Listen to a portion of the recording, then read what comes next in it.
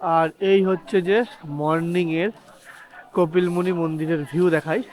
সবে মাত্র দুটো গেট, মেন দরজা, সাইডের দরজাটা খোলা আছে, তবে সব বন্ধ। সব মানুষজন আসছে কম এখন, সকালবেলা যেহেতু দর্শন করছে মন্দিরে।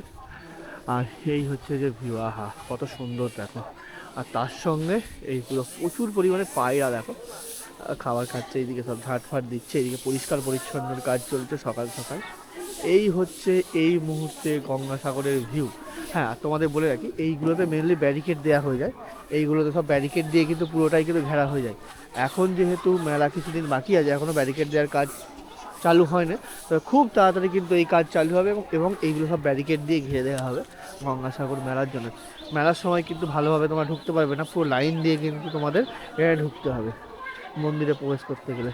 আর এখান থেকে সোজা একদম সাগর, সাগর দেখা যায় এখান দিয়ে। একদম সোজা 100 থেকে 150 মিটার হেঁটে গেলেই কিন্তু আমরা সাগর দেখতে পাবে।